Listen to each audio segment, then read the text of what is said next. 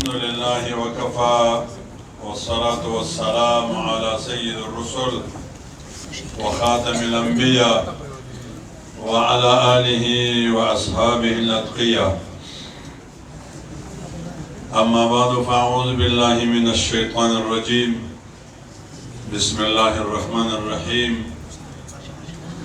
الرحمن علم القرآن وقال رسول الله صلى الله عليه وسلم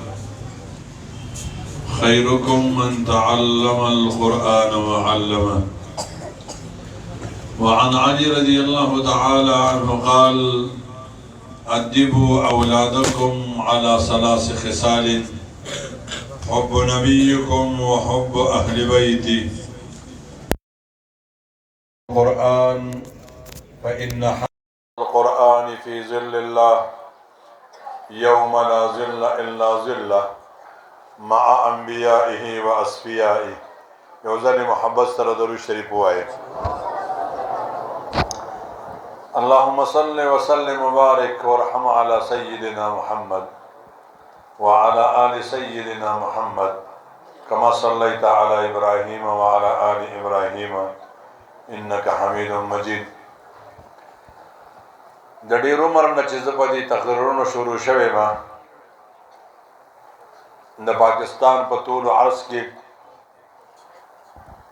تر کشمیر او تر کراچۍ تر بلوچستان او د خیبر پختونخوا د طول عرض کې چې کومې مدرسې د زه تللی ما د حفظ او د ناظرې دستاربندي وه او زما به پکې یو ارمان و چې داسې به یو ورځ راځي چې زما بچې به د حفظ دستاربندي وي.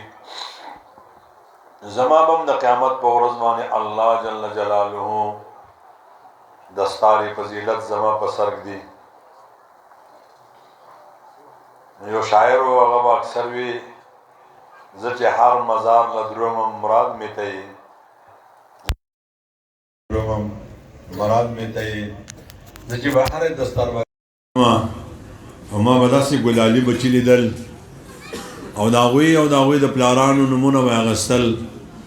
ما ته به ډېره خوشحالي وه خو وړه کې به مې یو حسرت ارمان و چې داسې به کومه ورځ وي چې په هغې کې زما بچی د هغه دستاربندي وي.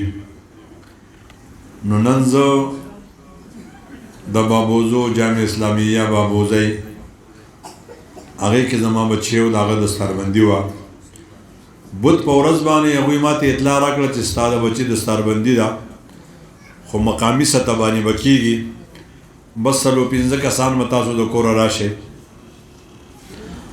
نو ما هغې ورځ نن پروګرام وړاندې وروستو کو بیا اطلاع میلاو شو چې نه پروګرام مونږ مؤخر کړی دی.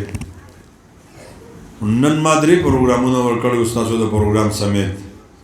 یو په پلای کې د هغوی سره په قریب او یو دلته دی یو په کوګا کې دی.